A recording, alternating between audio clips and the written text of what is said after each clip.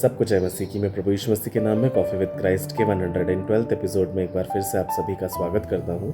और आज हम जिस विषय पर बात करने वाले हैं मेरे प्रियो, उस विषय का शीर्षक है जब यीशु ने अंतिम यात्रा रोक दी। जी हाँ मेरे प्रियो, ये जो विषय है ये बेहद ही विस्मय कर देने वाला विषय है, बेहद ही रोचक विषय है और यीशु मसीह के एक बेहद महत्वपूर्ण चमत्कार को हम यहाँ पर देखने पाते हैं। तो आइए हम चलते हैं लूका की किताब उसके 7वें अध्याय में और उसके 14वें वचन में, जहाँ पर लिखा है, तब उसने पास जाकर उस अर्थी को छू लिया और उठाने वाले ठहर गए। तब उसने कहा, हे जवान, मैं तुझसे कहता हूँ, उठ।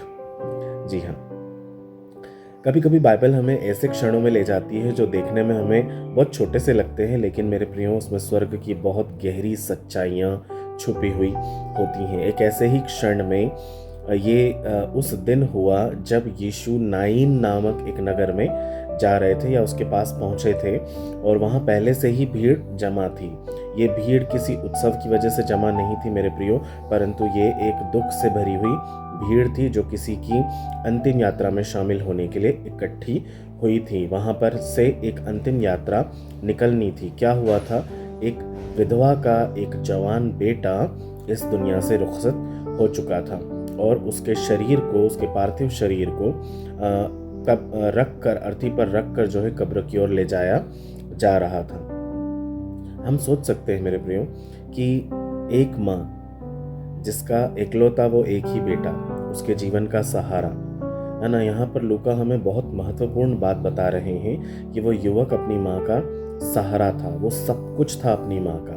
और वो स्त्री भी जो थी विधवा थी, मतलब उसका पति भी नहीं था और उसका कोई परिवारजन नहीं था। बस उस समय मैं समझ सकता हूँ, आप समझ सकते हैं कि एक माँ के लिए इससे बड़ा दुख क्या होगा कि उसकी आंखों के सामने ही उसके जवान बेटे को वो खो दे, है ना। उसका सहारा समाप्त हो चुका था, उसका भविष्य जो है वो अनिश्चित हो चुका था, जीवन वो अकेला हो चुका था और अंतिम यात्रा में उसका जो बेटा था वो अब जीवित नहीं था, वो मृत हो चुका था।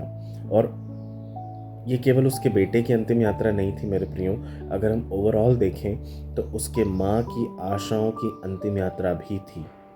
और इसी बात को समझकर यीशु मसीह भाव विभोर हो उठे होंगे। मैं ऐसा सोचता हूँ कि यीशु मसीह का दिल तरस से भर गया होगा, दया से भर गया होगा। और क्या हुआ? एक छोटा सा विवरण बाइबल हमें देती है कि लूका 7:14 में क्या लिखा है कि तब उसने पास जाकर उस अर्थी को छू लिया और उठाने वाले ठहर गए। उस समय अर्थी जो है वो एक लकड़ी का ढांचा हुआ करती थी मेरे प्रियो, जिस पर शव को रख कर कपड़े से लपेट कर रखा जाता था। कोई भी पुरुष उस अर्थी को उठाकर नगर के बाहर कब्र तक ले जाया करते थे। लेकिन उस दिन कुछ असाधारण सा हुआ। यीशु आगे बढ़े और अर्थी को छू लिया और छूने से क्या हुआ?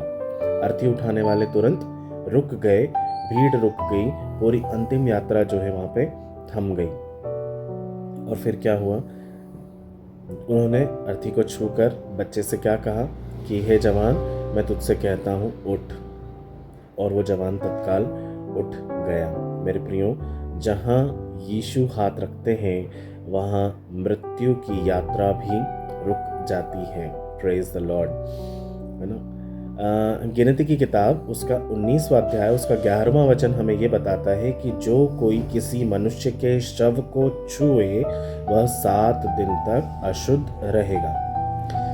अब ये तो यीशु मसीह के बारे में हम सभी जानते हैं कि जब वो इस संसार में थे तो उनको व्यवस्था को पूरा करना था, वो व्यवस्था को पूरा करने के लिए ही आए थे। फिर उन्होंने व्यवस्था के विपरीत ये काम क्यों किया? उसमें तो लिखा गया है कि जो कोई किसी मनुष्य के शव को छुए वह 7 दिन तक अशुद्ध रहेगा। उस समय मृत्यु को छूना या फिर ऐसे पार्थिव शरीर को छूना धार्मिक अशुद्धता माना जाता था। लोग मृत्यु से दूर रहा करते थे, मृत्यु से या अंतिम यात्राओं से दूर रहा करते थे। लेकिन यीशु ने दूरी नहीं बनाई, उन्होंने मृत्यु की ओर कदम बढ़ाया। दुनिया जहाँ पीछे हटती है, यीशु मसीह वहाँ आगे बढ़ते हैं। यीशु मसीह क्या कह रहे हैं वहाँ पे? फिर जब सब कुछ रुक गया, सब कुछ थम गया, तब यीशु ने कहा, हे जवान, मैं तुझसे कहता हूँ, उठ। और क्या हुआ?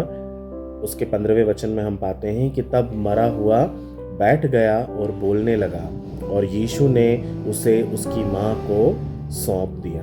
हम सोच सकते हैं मेरे प्रियो, सामान्यतः मृत्यु को छूने वाले अशुद्ध हो जाया करते हैं, परंतु उस दिन कुछ उल्टा ही हो गया। मृत्यु यीशु को अपवित्र नहीं कर सकी, बल्कि जीवन यीशु मसीह में से निकलकर उस युवक में चला गया और युवक जी उठा।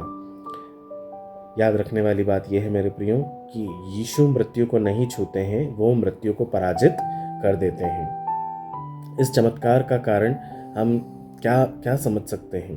बाइबल हमें बताती है कि जब यीशु ने विधवा को देखा तो प्रभु ने उसे देखकर तरस खाया, और तरस खाकर उससे क्या कहा? मत रो। मेरे प्रियो, ये वही समझ सकता है जो पूरा प्रेम से भरा हुआ हो, जो दया और करुणा से भरा हुआ हो। हर किसी के अंदर ये दया, ये प्रेम नहीं आ सकती, और सामान्यतः लोग ऐसा कर भी नहीं सकते। मेरे कहने का जो मतलब है वो ये है कि हम दुख को प्रकट कर सकते हैं हम, लेकिन किसी के लिए इतना बड़ा काम नहीं कर सकते हैं कि किसी को हम जीवन दान ही दे दें। ये हमारे हाथों में नहीं होता। लेकिन यीशु मसीह जो जीवन के देने वाले परमेश्वर हैं, एकमात्र ऐसे परमेश्वर हैं, उन्होंने क्या किया? वहाँ पर तरस खाकर, दया से भरकर उस विधवा की परिस्थिति को समझा। उन्होंने ये समझा कि ये अंतिम यात्रा केवल इस लड़के की नहीं, परंतु इस विधवा माँ की आशाओं की भी है, इसके भविष्य की भी अंतिम यात्रा है। इसलिए उन्होंने उस युवक को जिंदा कर दिया। जहाँ मनुष्य का दुख गहरा होता है, वहीं परमेश्वर की करुणा भी गहरी होती है। अगर याद है आपको, तो बाइबल हमें बिल्कुल स्पष्ट रूप से ये सिखाती है कि अनाथों और विधवाओं का और परदेशियों का ख्याल रखना हम सबों की जिम्मेदारी है। अगर इनके साथ कोई भी अन्याय करते हैं तो परमेश्वर उसका न्याय करने वाले परमेश्वर हैं। इसलिए हमेशा परमेश्वर जो है अनाथों और विधवाओं का स्पेशल ध्यान रखते हैं। मेरे प्रियो, यहाँ पर ख़त्म नहीं होती है ये कहानी। आगे क्या हुआ? 9 में यीशु ने एक अंतिम यात्रा तो रोक दी, लेकिन सुसमाचार हमें बताता है कि वही यीशु एक दिन पकड़े भी जाते हैं, मारे भी जाते हैं और नगर के बाहर ले जाए जाते हैं ताकि उन्हें सूली पर चढ़ा दिया जाए, उन्हें मृत्यु के हाथों में सौंप दिया जाता है। लेकिन क्या कहानी यहाँ समाप्त हुई? नहीं। क्या हुआ? वे मारे गए, वे गाड़े भी गए कब्र में, लेकिन उन्हें वो कब्र भी रोक नहीं सकी। जिसने 9 में मृत्यु को रोका मेरे प्रियो, वो पुनरुत्थान में मृत्यु को सदा के लिए हराकर परमेश्वर की दाहिनी ओर जा बैठा है। वो अब हमारे लिए निरंतर प्रार्थना करता है। मेरे प्रियो, उसने हमें उद्धार दे दिया है, उसने हमें जीवन का मार्ग बता दिया है। जब मैं इस कहानी को पढ़ता हूँ ना मेरे प्रियो, तो मुझे लगता है कि मैं भी कभी उस युवक के समान था। क्या आपको नहीं लगता है कि आप भी इस युवक के समान आपके इस मृत जीवन में मृत्यु की ओर ही बढ़ रहे हैं, जहाँ जीवन नहीं है, केवल और केवल मृत्यु है? पाप की दशा में, मृत्यु की दशा में मेरे प्रियो, मैं भी किसी ऐसे ही दिन था। लेकिन सच बताऊं तो मैं खुद का रास्ता भी नहीं बदल सकता था, परंतु मुझे किसी की ज़रूरत थी और वो मेरे जीवन में आया, एक दिन आया और मेरे जीवन की उस मृत्यु की दशा को, उस जो पाप के रास्ते में मैं था, उस रास्ते पर, जिस अर्थी पर मैं लेटा हुआ था, उसे रोककर उसने कहा कि हे जवान उठ, तेरा रास्ता ये नहीं, तेरा रास्ता ये है। तुझे मृत्यु की ओर नहीं, तुझे जीवन की ओर जाना है। और मेरे प्रियो, ऐसा ही हुआ और प्रभु ने मुझे छुआ, मुझे जीवन दिया। जब वो मुझ जैसे के लिए कर सकता है तो मेरे प्रियो, वो आपके लिए भी बहुत कुछ कर सकने वाला परमेश्वर है। जब यीशु कहते हैं ना उठ, तो मृत्यु भी ना नहीं कह सकती। Praise the Lord. 9 में वह अंतिम यात्रा कब्र की ओर तो शुरू हुई थी, लेकिन जिस क्षण यीशु ने अर्थी को छुआ, कहानी की दिशा बदल गई। यही हमारा सुसमाचार है मेरे प्रियो, कि जहाँ यीशु प्रवेश करते हैं वहाँ अंत नहीं, परंतु एक नई शुरुआत होती है। कॉफी विद क्राइस्ट के इस एपिसोड के माध्यम से मैं आपको सिर्फ यही बताना चाहता हूँ मेरे प्रियो, कि यीशु आज भी उन जीवन की उन यात्राओं को संभाल रहे हैं। मृत्यु की ओर जाने वाली तमाम अर्थियों को वो रोक रहे हैं और उन्हें जीवन की ओर प्रवेश करवा रहे हैं। यदि आप भी ऐसी अवस्था में हैं तो प्रभु यीशु मसीह को पुकारिए, प्रभु यीशु मसीह को अपने जीवन में आने दीजिए, आमंत्रित कीजिए, वो आपके जीवन को बदल देंगे, वो आपको मृत्यु से जीवन की ओर ले जाएंगे। प्रभु इन वचनों के द्वारा आपको बहुत आयत का आशीष दे। आइए हम प्रार्थना करेंगे।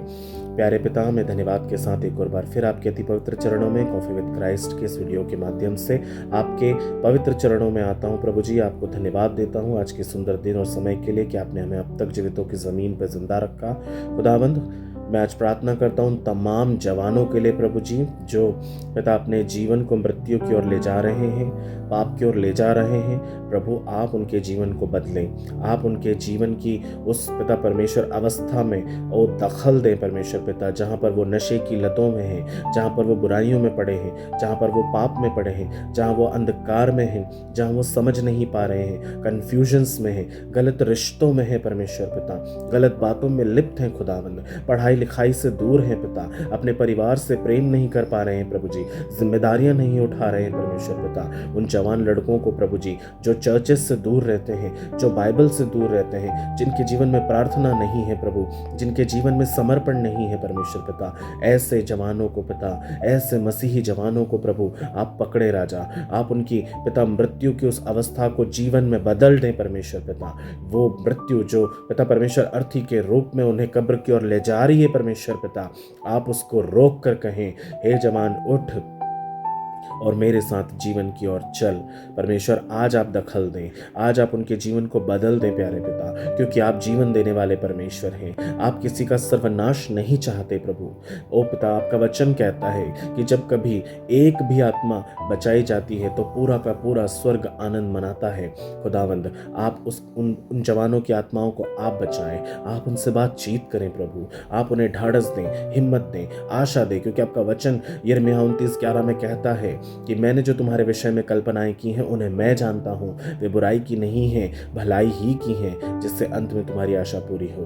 प्रभु, इस वचन के द्वारा आप उन जवानों के जीवन में बहुत आयत का काम करें, उन्हें आशीषों से परिपूर्ण करें, और प्रभु जी उनके जीवन के लिए एक अद्भुत और पिता एक अच्छा भविष्य दे दीजिए राजा। हम आपसे प्रार्थना करते हैं प्रभु, आपने पूरा कर दिया है उसके लिए धन्यवाद देते हैं। तमाम मसीही जवानों के ऊपर आपका आशीष का हाथ, बुद्धि का हाथ, ज्ञान का हाथ, वैभव का हाथ, लंबी उम्र का हाथ रखा जाए। छुटकारा उनके जीवन में आए, नशे से और हर तरह की बीमारियों से छुटकारा उन्हें मिलने पाए, उन्हें चंगाई मिलने पाए, सही रिश्तों में वे बंधने पाए, जिम्मेदारियां वे उठाने पाए, आपसे पिता एक रिश्ता बनाने पाए, आपकी नजदीकी में आए, आपकी हुजूरी में आए प्रभु। इसी वचन को पिता हम आपके नाम से क्लेम करते हैं और हम चाहते हैं प्रभु आप इसे पूरा करें, प्रभु यीशु मसीह के नाम में, आमीन और आमीन। मेरे प्रियो, मैं विश्वास करता हूँ ये वचन, ये प्रार्थना आपके जीवन में अद्भुत काम करेगी। मेरे साथ हर दिन यूं ही बने रहें। प्रभु आपको बहुत आयत का आशीष दे। आपका दिन शुभ हो। सबको जय मसीह।